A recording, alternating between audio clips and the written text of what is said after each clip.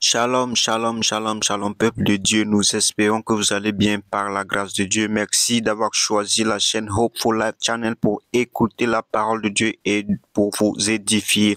Alors, aujourd'hui, nous allons vous faire passer une vidéo de l'homme de Dieu, l'apôtre Ivan Castanou.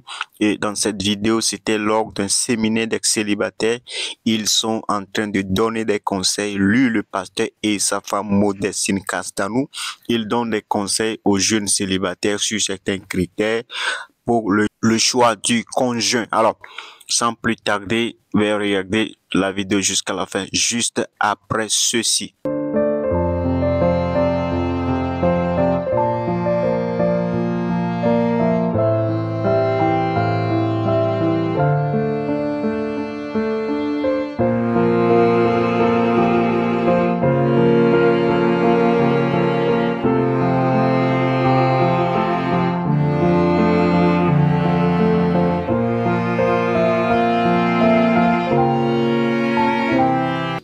Plus tu lis la Bible, plus tu comprends que ce que tu as connu n'est pas la norme, n'est pas une fatalité et que Dieu est capable de faire concourir toutes choses pour le bien de ceux qui aiment Dieu et qui sont appelés selon son dessein. Moins tu lis la Bible et plus tu es souvent fataliste à cause de ce que tu as vécu. Plus tu lis les Écritures et plus tu es enthousiaste même dans les épreuves, même dans les galères, même dans les difficultés parce que la Bible est remplie de témoignages qui te prouvent que ce n'est pas la fin de l'histoire. Voilà pourquoi je prie que cette année, véritablement, soit plus que jamais l'année de la méditation des Écritures pour toi. Ton amen était petit. Amen. Voilà. Et je vous dis toujours... On a donc répondu à la question, parce que quelqu'un posait la question de savoir, est-ce normal d'aimer le célibat? Ça, c'est une autre question, ça. Est-ce normal d'aimer le célibat? Moi, je dirais que c'est normal d'apprécier. Pas d'aimer, mais d'apprécier la phase de célibat. Parce que la Bible dit que la femme, on peut aussi dire l'homme, hein, mais la femme non mariée se préoccupe des choses du Seigneur, des moyens de plaire au Seigneur. Tandis que la femme mariée se préoccupe des choses de ce monde, des moyens de plaire. C'est dans 1 Corinthiens chapitre 7. Des moyens de plaire à son mari. Donc, c'est très, très important dans la vie, quand tu as donné ta vie à Jésus. Idéalement, c'est important d'avoir vécu un temps où tu n'avais que le Seigneur, comme fondement, comme relation centrale, principale de ta vie. C'est beaucoup plus facile d'avoir l'occasion de s'affermir, de s'enraciner avec le Seigneur et de développer une vraie romance avec le Saint-Esprit quand on est célibataire que quand on est marié. Ce que je te dis, c'est une certitude. C'est beaucoup plus facile. C'est pour ça que quand on n'est pas encore marié, il faut prendre le temps de maximiser, de développer, de cultiver et d'affermir. Parce que la qualité de ta performance va dépendre de la qualité de ta préparation. Et c'est important, quand tu es encore célibataire, hein, je ne sais pas mon bébé, mais c'est de prendre le temps d'enraciner, de s'enraciner, parce que c'est ça qui va déterminer la durabilité. Mais simplement, en fait, moi je vais dans le même sens que toi. C'est aimer, enfin, moi je dirais apprécier, parce qu'il faut apprécier lorsqu'on est seul. Parce que si tu n'apprécies pas la vie que tu mènes en étant célibataire, on dit que célibataire, ce n'est pas ton identité. Voilà. Donc, si tu n'apprécies pas ta vie en tant que célibataire et que à chaque fois, tu penses que tu es malheureux ou malheureuse, tu penses que les autres, parce qu'ils sont mariés, sont mieux que toi, tu penses que, mais tu auras du mal à apprécier la vie à deux. Donc, il faut apprendre à s'apprécier soi-même, apprécier le fait qu'on est seul, qu'en étant seul, on peut prendre les bonnes décisions, qu'en étant seul, on peut accomplir les choses dans sa vie, que le célibat, ce n'est pas une maladie. Ça veut juste dire qu'on est non marié, comme tu as dit tout à l'heure. Ce n'est pas une malédiction non plus. Ce n'est pas parce que tu as 35 ans, 40 ans que tu es célibataire que c'est un problème. Voilà. En fait, il faut apprécier la vie tous les jours, apprécier ce que Dieu fait dans ta vie, apprendre le temps de t'apprécier toi-même seul et te dire que le jour où je rencontrerai la bonne personne, je pourrai lui apporter quelque chose. C'est ça. Parce que si tu penses parce que certaines personnes pensent qu'en étant célibataire, elles ne sont pas complètes. Parce que d'autres personnes ont donné au mariage la définition de quand je me marie, je retrouve ma moitié. Donc tu n'es pas une personne à moitié. Tu es une personne entière avec une identité, créée à l'image de Dieu. Amen. Ça, c'est véritablement... Et c'est pour ça qu'on dit que, en tout cas, vous savez, il y a des choses qu'on a dites vraiment. Nous tous, les pasteurs, on a souvent aggravé les complexes par nos enseignements. En donnant des enseignements, des passages bibliques que chacun interprétait selon son intelligence, selon son niveau d'interprétation et de révélation. OK? Mais la vérité, c'est qu'il n'y a rien qui permet de dire que le mariage, c'est 50% plus 50% égale 100%. Le mariage, c'est des personnes entières, remplies du Saint-Esprit. OK? Une autre personne qui est remplie du Saint-Esprit, qui connecte. Ben, rempli, c'est rempli. Je suis désolé. Si je suis rempli, c'est que je suis à 100%. C'est rempli du Saint-Esprit, plus rempli du Saint-Esprit égale rempli du Saint-Esprit. Si tu n'es pas rempli du Saint-Esprit, ça veut dire que tu es broke. Ça veut dire que tu es blessé, tu as des trous, tu as des cratères, tu as des crevasses. Et c'est ça qui fait que les mariages échouent. Donc, il faut quitter les formulations. Oui, je veux trouver ma moitié. Je ne crois pas à l'histoire de la moitié, je crois à l'histoire de l'aide semblable. Parce que la Bible n'utilise pas le mot ma moitié. La Bible utilise l'expression aide semblable. Donc, gardons les termes bibliques et puis... Vraiment, voilà. Ce que je vais dire là, tu vas venir me dire, ouais, mais tel pasteur a dit ça. Maman, pardon, restons sur les Écritures. Les Écritures ne disent pas moitié. Les Écritures disent aide semblable ou encore vis-à-vis. Mais la particularité, c'est que les deux avaient l'image de Dieu. Les deux avaient le caractère de Dieu. C'est ça. Donc... Donc c'est important, hein? On doit s'apprécier en tant que célibataire et travailler, profiter de ce temps, de ce moment pour travailler sur soi-même, travailler à l'intérieur de soi et ne pas attendre juste le mariage pour dire « Ok, maintenant je vais accomplir ma destinée ». Parce que c'est des expressions qu'on entend souvent, que lorsque je serai marié, alors voilà, je pourrai faire telle chose. Il y a beaucoup de personnes qui vont donc différer certaines réalisations en attente du mariage. Lorsque je serai marié, alors je pourrai acheter un appartement. Lorsque je serai marié, alors je pourrai faire ceci, je pourrai faire cela. Donc ça, c'est vraiment un point de vue qui n'est pas biblique ou qui n'est même pas fondé sur les Écritures, parce que Adam travaillait avant que Ève ne vienne dans sa vie. Adam était occupé, il était dans le jardin en train de nommer les animaux, de travailler, il était très... De cultiver. De garder, c'est ça. D'exercer une responsabilité. Hein? Non, il y a vraiment, les amis, il y a beaucoup de choses qu'on a vraiment on a vraiment sorti. On a donné nos interprétations personnelles et pas la parole de Dieu. Donc nous, on va essayer juste de donner ce que dit la parole de Dieu. Et je rejoins totalement Maman Maud. Et d'ailleurs, pour moi, et c'est biblique, hein? Il faut mettre le passage à l'écran. La femme, pourquoi je ne l'ai pas là-bas? Pourquoi je ne l'ai pas sur les écrans ici? Merci. Non, j'étais sur 1 Corinthiens chapitre 7, où il dit, la femme non mariée s'occupe des choses du Seigneur. Pardon, la femme non mariée, comment c'est écrit? La femme non mariée s'occupe... Mais mettez à l'écran des choses du Seigneur, des moyens de plaire au Seigneur.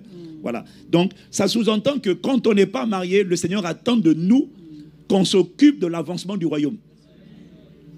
Qu'on s'occupe des choses du Seigneur. Je vous demande de le mettre à l'écran. Ce n'est pas compliqué, c'est 1 Corinthiens chapitre 7. Okay? Tu mets la femme non mariée. Tu vas trouver. Facile. Sinon, il faut que j'ouvre. Facile. OK? La personne qui est non mariée s'occupe des choses du Seigneur. Tandis que quand on est marié, voilà, celui qui est non marié, ben voilà, c'est pas la femme, c'est celui. Celui qui est non marié s'inquiète. Tu vois, s'inquiète des choses du monde. Celui qui est non marié, non, je parlais du non marié. Du non marié. Celui qui n'est pas marié s'inquiète des choses. Tu vois un peu le mot s'inquiète? Il est préoccupé par les choses. Voilà ce que Dieu attend de nous. Celui qui est non marié s'inquiète, se soucie, se préoccupe des choses du Seigneur, des moyens de plaire au Seigneur. Voilà la priorité de Dieu pour toi. Voilà pourquoi Dieu veut que tu aimes ça. Dieu veut que tu prennes plaisir à ça. Il ne s'agit pas de mettre ta vie en stand-by, en pause, comme a dit Maman Maud. Non, tant que je ne suis pas marié, je n'ai pas le droit de... Non. Tant que tu n'es pas marié, tu t'occupes des choses du Seigneur. Gagner des âmes, faire des disciples, et réaliser ta vie, accomplir ta destinée, te réaliser professionnellement, acheter ta maison. Et d'ailleurs, quand le conjoint va tomber sur toi, il va dire, wow, tu as fait tout ça là? Oui. Mais, tout seul, non. Avec Dieu, nous ferons des exploits. Amen. Avec Dieu, nous ferons des exploits. Avec ça, j'ai fait ça avec Dieu et l'assistance du Saint-Esprit. Amen. Tu vois? Donc, je me méfie d'une personne qui met... Non, je n'ai pas confiance en toi. Et tu as un vrai problème. Ce n'est pas grave, ça se guérit. Mais tu as un vrai problème d'âme.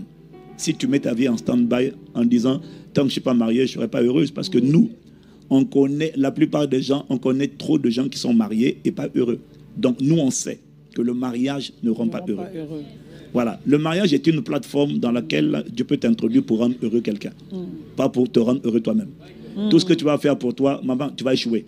C'est comme ça que tu rentres dans le mariage. Je suis venu pour que tu me rendes joyeuse, que tu donnes des fleurs. Maman, prends-toi des fleurs. Non, ça c'est la vérité. Hein. C'est vrai, hein, c'est la vérité en fait. Hein. Là, c'est bien, c'est le mot, c'est ce que les célibataires doivent entendre. Si tu te dis que lorsque je serai mariée, je serai heureuse, alors tu risques de tomber même dans la dépression dans le mariage.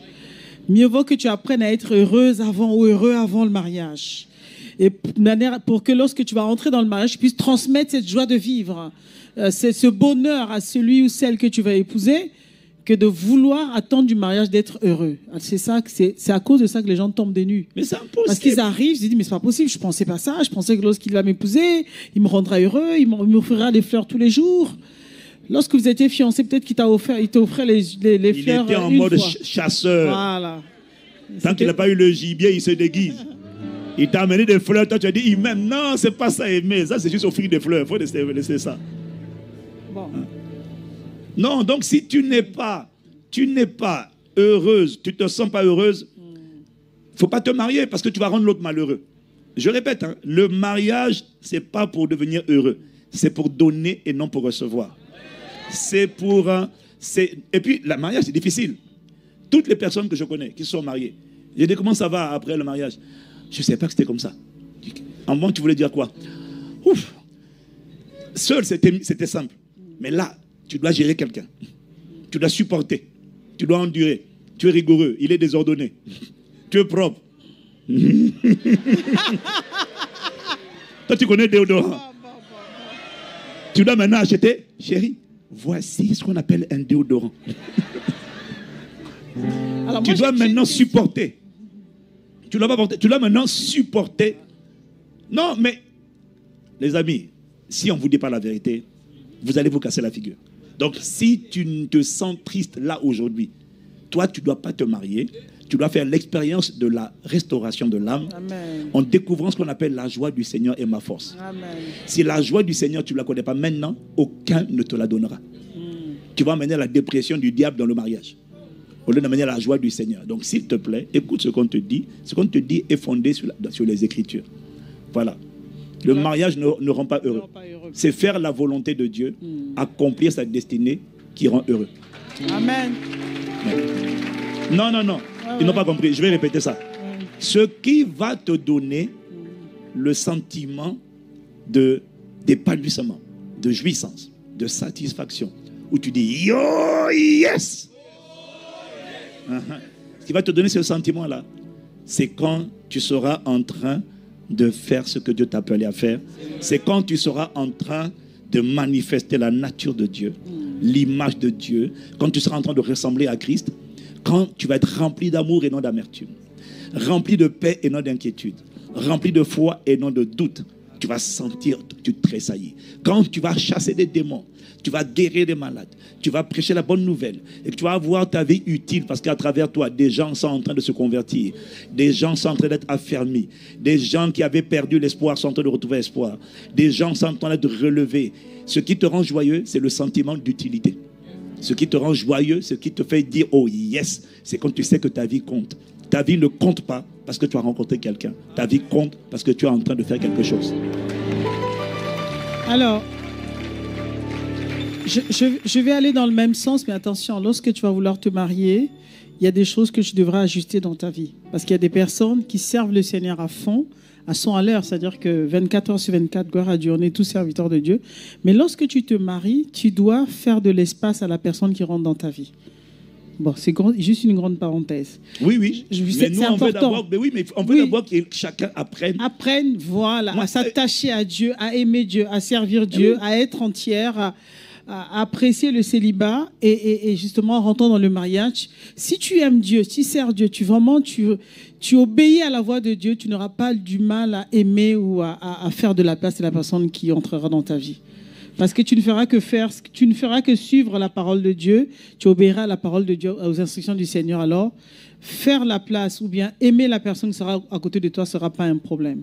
Moi, il y a une question qui me pique là depuis tout à l'heure. Je tiens à dire pardonne-moi, je tiens à dire que c'est vrai que quand on est zélé pour Jésus et qu'on est en train de faire la volonté de Dieu et donc on est en train de se réaliser, on est en train d'accomplir sa destinée, c'est vrai que bon, Mohamed il en parle, nous aussi on a connu ça, on est tellement fougueux qu'on se dit, bon, des fois on dit, bon, il faut maintenant faire de la place à l'âme sœur, parce que toi tu es déjà engagé. Mais il faut que l'âme sœur là aussi vienne, elle aussi bouillant, engagée. Parce que les gens qui viennent là comme des tortues, des tortues, on dirait des hippopotames lourdes. Toi tu es zélé, elle n'est pas zélée. C'est ça qui fait des problèmes. Parce que quand on est tous les deux zélés, on n'a pas de problème d'harmonie.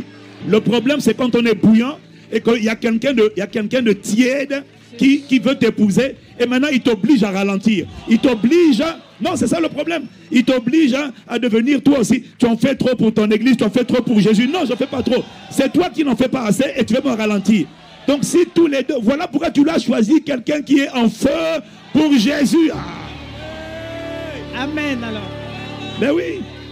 Tu vois? Cette question mérite d'entrer dans un débat. On va y arriver. Il y a une question comme ça. Nous, on est d'accord avec la pensée de fond de Maman Maud. Il faut faire de la place. Ouais. Mais il ne faut pas ralentir. Non, non. Il ne faut pas ralentir. Il ne faut pas laisser quelqu'un, il ne faut pas laisser un escargot rentrer dans ta vie. Toi, tu dois être TGV, train à grande vitesse, et tu dois épouser un passionné, un embrasé, une personne en feu. Méfie-toi des gens qui viennent te ralentir et te culpabiliser parce que tu donnes trop, tu sers trop, tu aimes trop Dieu, tu aimes trop la communion fraternelle. Oui, chérie, je vais te faire de la place, mais n'essaie pas de me culpabiliser et de me faire regretter mon engagement pour Dieu. S'il te plaît.